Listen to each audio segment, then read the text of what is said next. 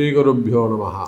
வேயுரு தோழி பங்கன் விடமுண்ட கண்டன் மிக நல்ல வீணை தடவி மாசரு திங்கள் கங்கை முடிமேல் அணிந்து என் உளமை புகுந்த அதனால் ஞாயிறு திங்கள் செவ்வாய் புதன் வியாழன் வெள்ளி சனிப்பாம்பு இரண்டும் உடனே ஆசரு நல்ல நல்ல அவை நல்ல நல்ல அடியார் அவர்க்கு மிகவே எல்லாமல்ல அம்மையப்பனாக விளங்கக்கூடிய சொர்ணாம்பிகை அம்பா சமேத பீமீஸ்வர பெருமானுடைய திருவடிகளையும் ஆதித்யாய சோமாய மங்களாய புதாய குரு சுக்கர சனீபியஸ்ச ராகவே கேதவே நமஹ. ஆதித்யாதி நவகிரகங்களையும் என்னுடைய குருநாதரையும் என்னுடைய உபாசனை தேவதை அன்னை வாராகி அம்பாளுடைய மலரடிகளையும் பணிந்து உலகம் முழுவதும் வாழக்கூடிய அன்பு பக்தர்களே, அன்பு நேயர்களே, குரு பகவான் வக்ரகதி அடைகிறார். குரு வக்ரம். பொதுவாக குரு பகவான் சுபகிரகம் இல்லையா? நம்ம எல்லாருக்குமே தெரியும் குரு பகவான் சுபகிரகம். சுபகிரகம் சுபத்துவத்தோடு இருக்கின்ற பொழுது எப்பேற்பட்ட கஷ்டங்கள் இருந்தாலும், அது ஆணாக இருந்தாலும் பெண்ணாக இருந்தாலும், ஏதோ ஒரு வகையில் அவனை கட்டி காப்பாற்றி கைப்பிடிச்சி மேலே கொண்டு விட்டுருவார். சிக்கல்லாம் வரா மாதிரி இருக்கும், சிக்கல்லையே இருப்பாங்க, சட்ட சிக்கலில் போய் மாட்டிப்பாங்க. ஆனால் சம்மந்தமே இல்லாமல் ஏதோ ஒரு கிரகம் நல்ல கிரகம் பார்த்தது, சுபகிரகம் பார்த்தது அப்படின்னாக்கா நாம் எழுதி கொடுக்கலாம், இவர் நிச்சயமாக இந்த பிரச்சனையிலிருந்து காப்பாற்றப்படுவார். நம்ம சொல்லி அனுப்புவோம், ஜோசியர் சொல்லி அனுப்புவார். நீங்கள் நிச்சயமாக நல்லா இருப்பீங்க சார், இந்த பிரச்சனை நீங்கள் வெளியில் வந்துடுவீங்க சார், போங்க. அது என்றைக்குன்னு சொல்ல முடியாது, ஆனால் வந்துருப்பீங்க.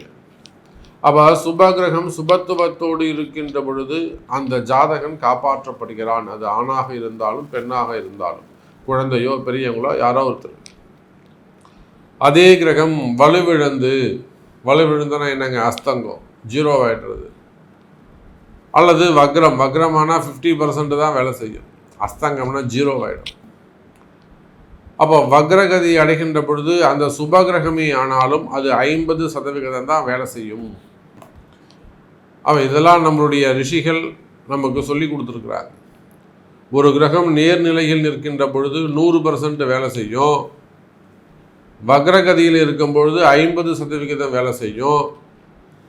அஸ்தங்கம் ஆகுமே ஆனால் அது வேலையே செயலிழந்து விடும், 0 ஆகிடும்னு சொல்கிறாங்க. அப்போது நம்முடைய ஆதித்யாதி நவகிரக மண்டலத்திலே தேவாதி தேவர்களுக்கெல்லாம் பிராமணனாக விளங்கக்கூடியவன் அந்த குரு பகவான், பிரகஸ்பதி அப்படின்னு சொல்லக்கூடிய குரு பகவான். நம்ம எல்லாருடைய புண்ணிய கணக்குகளை அவன் தான் கையில் வச்சுட்டு இருக்கார். பிரஜாபதி அப்படின்னு சொல்லக்கூடியவர். இன்னொருத்தருடையும் நம்ம கணக்கெல்லாம் இருக்குது, தர்மராஜன், தர்மராஜன், அவர்கிட்டையும் நம்ம பாவ கணக்கெல்லாம் அவர்கிட்ட இருக்கும். புண்ணிய கணக்கு பூரா நம்ம குரு பகவான்கிட்ட பிரகஸ்பதி கிட்ட இருக்கும். பிரஜாபதின்னு சொல்லலாம், பிரகஸ்பதின்னு சொல்லலாம். அப்போ நம்முடைய புண்ணிய கணக்குகளை எல்லாம் பார்த்து அதற்கு ஏற்ப பல நல்ல விஷயங்களை பூர்வ புண்ணியத்தின்படி நல்ல பலன்களை நல்ல பாக்கியங்களை எல்லாம் வாரி வழங்கக்கூடிய குரு பகவான் வக்ரம் அடைகிறார். வக்ரம்னா என்ன சார் அப்படின்னா, சூரியன் ஒரு கிரகத்திற்கு, அது எந்த கிரகமாக, எல்லா கிரகமும் சந்திரனை தவிர எல்லா கிரகமும் வக்ரம் அடையும். நல்லா புரிஞ்சுக்கணும். சந்திரனை தவிர சுக்கிரன் புதன் செவ்வாய் இவங்க 3 பேரும் வக்ரம் அடைந்து ரொம்ப ரேர். புதன் அடிக்கடி அஸ்தங்கம் ஆகிடுவார், சுக்கிரன் அஸ்தங்கமாகலாம், செவ்வாய் அஸ்தங்கமாகலாம், ஆனால் வக்ரம்ங்கிறது ரொம்ப ரேர். அப்போது வக்ரம் என்பது என்ன அப்படின்னு கேட்டிங்கன்னா, இதுதான் ஃபார்முலா. ஒரு கிரகத்திற்கு, குறிப்பிட்ட ஒரு கிரகத்திற்கு சூரியன் 5ஆம் பாவத்தில் வருகின்ற பொழுது அந்த கிரகம் வக்ரம் அடைகிறது. அந்த குறிப்பிட்ட கிரகத்திற்கு அதே சூரியன் 8ஆம் பாவத்திற்கு வருகின்ற பொழுது அந்த வக்ரம் நிவர்த்தி அடைகிறது. அப்போ சூரியனை விட்டு விலகி போகிறாங்கன்னு அர்த்தம், கொஞ்ச நாள் மறைஞ்சி இருக்காங்கன்னு அர்த்தம். சூரியனுடைய வெளிச்சம் ஒளியை பெறுகின்றது தான் எல்லா கிரகமும். சூரியன்ட்டு ஒளியை வாங்கி நம்ம எல்லாருக்கும் பலனை கொடுக்குது. இந்த வக்ரகதியில் இருக்கிற போது சூரியன்ட்டு வாங்கக்கூடிய வெளிச்சம், ஒளிய தன்மை குறைகிறது, அதனால் அது வக்ரம். அப்போது இந்த இடத்துல குரு பகவான் வக்ரகதி அடைகின்றார். அக்டோபர் மாதம் 15ஆம் தேதி 2024, 15/10/2024 முதல் 11/2/2025 வரை, புரியுதுங்களா? அக்டோபர் 15ஆம் தேதியிலிருந்து பிப்ரவரி மாதம் 11ஆம் தேதி வரையிலும், ஐப்பசி மாதம் முதல் தை மாதம் வரை இங்கே குரு பகவான் வக்ரகதியில் இருக்கின்றார்.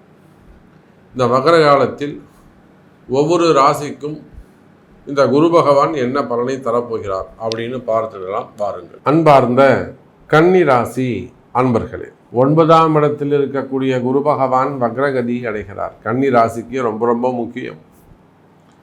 ஏற்கனவே சனி பகவானுடைய வக்ர காலத்தில் கன்னிராசி அன்பர்கள் நல்லா இருந்தாங்க, சிறப்பாக இருந்தாங்க. எந்த கவலையும் இல்லாமல் அவங்க மட்டும் அவங்க வேலையை பார்த்துக்கிட்டு கஷ்டப்பட்டாலுமே கூட நிம்மதியாக இருந்தாங்கன்னு நம்ம சொல்லலாம். அந்த அளவுக்கு சிறப்பான முறையில் இருந்து வந்த கன்னிராசி அன்பர்களே, தேவையில்லாத ஒரு சில பிரச்சனைகள் உங்களை தேடி வந்திருக்கும். சம்பந்தமே இல்லாத ஒரு நபர், ஒன்றுத்துக்கும் உதவாத ஒரு ஜீரோவான ஒரு பர்சனால் அவங்க நிம்மதி கிட்டிருக்கும். முன்பின் தெரியாத நபர்களால் வரக்கூடிய எழக்கூடிய பிரச்சனைகள், அது ஆண்களாக இருந்தாலும் பெண்களாக இருந்தாலும், தேவையில்லாத வீண் பழி அவமானங்கள், தலைகுனிவுகள், ஒரு சில சிக்கலில் உள்ளே போயிட்டு வெளியில் வர முடியாத ஒரு கடுமையான கால சூழ்நிலைகள். அப்போ இந்த மாதிரியான பிரச்சனைகளில் இருப்பீர்களேயானால் கவலை வேண்டாம். கன்னி ராசி என்பர்களே, 9இல் இருக்கக்கூடிய குருவும் வக்ரம். ஏன் சாமி இப்படி சொல்கிறீங்க? ஏற்கனவே 6 இருக்கக்கூடிய சனி பகவான் வக்ரத்தில் இருந்து தான் எங்களை ஆட்டி படைக்கிறாரு. கன்னி ராசி அன்பர்களே, உங்கள் கஷ்டத்துக்கு என்ன காரணம்னே உங்களுக்கு தெரியல. யாரு காரணம்னே சனி பகவான் தான் காரணம். அந்த கர்ம வினை காரகன்தான் காரணம். அப்போ அவருக்கு சரி பண்ணக்கூடிய இடத்துல நம்முடைய குரு வரப்போகிறார். இன்னும் சொல்லப்போனால் கன்னி ராசி அன்பர்களே, நீங்கள் கன்னி ராசி ஆனாலும் கன்னி லக்னம் ஆனாலும் உங்கள் யாருடைய ஜாதகத்தில் குரு வக்ரம் என்று உள்ளதோ அவர்களுக்கெல்லாம் ஒரு அற்புதமான காலம். ரொம்ப பெருசாக நல்லது நடக்குதோ இல்லையோ, நிச்சயமாக தலைக்கு வந்தது தலைப்பாவோட போச்சுங்கிற கதையா, அப்படியே கழுத்துக்கு வந்த கத்தி சைடில் லேசாக உரசிட்டு வெளியில் போயிடும், நீங்கள் தப்பிச்சிடுவீங்க. இன்றே நல்லது நடக்கும். இன்னைக்கு நாளைக்குன்னு தள்ளிண்டு போன விஷயங்கள் எல்லாம் கைகூடக்கூடிய தருணம். அப்போ கன்னி ராசி என்பர்களே, இந்த குரு பகவானுடைய வக்ரம், கருணை மிகுந்த கடவுளின் பார்வை உங்கள் மீது படுகின்ற காலம். நீங்கள் மனமுருகி வேண்டியிருப்பீங்க சாமி கிட்டங்க, காதலாகி கசிந்து கண்ணீர் மல்கி ஓன்னு அழுதிருப்பீங்க போய் சாமி கிட்ட. உங்களுடைய அந்த கண்ணீர், உங்களுடைய சத்தம் சுவாமியுடைய திருமேனியை தீண்டி இருக்கும். அப்போ நீங்கள் கத்தனை சாமிக்கு கேட்டிருக்கு. கடவுளின் கருணை முழுமையாக பெறக்கூடிய காலம் இன்னைக்கே முதல், இன்று முதல், இந்த நிமிடம் முதல் உங்களுக்கு நன்மை நடக்கப் போகிறது கன்னிராசி நேயர்களே. அப்போ உங்கள் கஷ்டங்கள் தீரும், உங்களுடைய கவலைகள் தீரும், உங்களுடைய கடன் சுமைகள் தீரும். மெயினாக உங்களுக்கு இருக்கக்கூடிய கஷ்டங்கள் எந்த மாதிரியான உடல்நிலை கோளாறுகளாக இருந்தாலும், நிறைய கன்னிராசி அன்பர்களுக்கு உடல்நிலை ஆரோக்கியம்.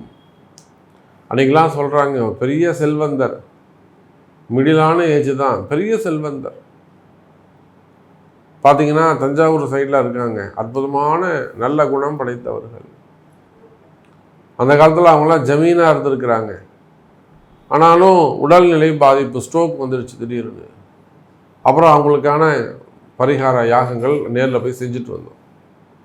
அப்போ அது போல் உடல்நிலை குறைவுகள், ஆசன வாய் கோளாறாக இருக்கலாம், டைஜஷன் ப்ராப்ளமாக இருக்கலாம், அடிவயிறு பிரச்சனைகளாக இருக்கலாம், சனியுடைய காரகத்துவம் சம்பந்தப்பட்ட பிரச்சனைகளாக இருக்கலாம். அப்போ கன்னி ராசி என்பர்களே, உடல்நிலை பிரச்சனைகள், ஆரோக்கிய குறைவுகள், அல்லது அதிகப்படியான ஒரு மன பயம், தேவையில்லாம மன பயம், அல்லது அந்த உடல்நிலை குறைவுகள் சொல்லனே அது டிஃப்ரெண்ட்டு, ஒவ்வொருத்தருக்கும் ஒவ்வொரு மாதிரி இருக்கும், கண்டுபிடிக்கவே முடியாது. அப்போ அந்த மாதிரியான பிரச்சனைகள் இருக்குமே ஆனால், உடல்நிலை குறைவுகள் இருக்குமே ஆனால், இந்த குருவுடைய வக்ர காலத்தில் அந்த ஆரோக்கிய குறைவு விலகும், ஆரோக்கியத்தில் நல்ல உயர்வு மேம்படும், ஆரோக்கியம் மேம்படும், ஆயுள் பாவங்கள் அதிகரிக்கும், பயம் வேண்டாம். கன்னி ராசி நேயர்களே, மெயினாக ஹெல்த் இஷ்யூஸ் இருக்கா, தொடர்ந்து அடுத்து குடும்பத்தில் யாராவது ஒருத்தர் படுத்தி எடுக்குதா, தொடர்ந்து பிரச்சனையை கொடுக்குதா, அப்போ ஏதோ ஒரு விஷயம் இருக்குது. இடதோஷமாக இருக்கலாம், செய்வினை கோளாறுகளாக இருக்கலாம், அல்லது ஏதோ ஒரு விஷயம் உங்களை தொடர்ந்து துரத்திக்கிட்டே இருக்குன்னு அர்த்தம். அப்போ அந்த இடத்துல நீங்கள் செய்ய வேண்டிய ஒரு சில பரிகாரங்கள், யாகங்கள் செய்வீர்களே, அறிந்து செய்வீர்களே ஆனால் நிச்சயமாக உடல்நிலை ஆரோக்கியம் அதிகரிக்கும். அடுத்ததா தொழில் அமைப்புகள். நீங்கள் எந்த தொழில் செய்பவராக இருந்தாலும் சரிதான், தொழில் அமைப்புகளை பொறுத்த வரையில் எனதருமை கன்னி ராசி என்பவர்களே, பிஸ்னஸ் சிறப்பானதாக இருக்கும். நீங்கள் எதிர்பார்க்காத வகையில் பிஸ்னஸ் உங்களுக்கு அற்புதமான முறையில் சக்ஸஸ் ஆகிடும், முழுமையான பலன் கொடுக்கும். நீங்கள் உள்நாடாக இருந்தாலும் வெளிநாடாக இருந்தாலும், உலகத்தில் நீங்கள் எந்த மூலையில் எந்த கண்ட்ரியில் இருந்தாலும் சரிதான்,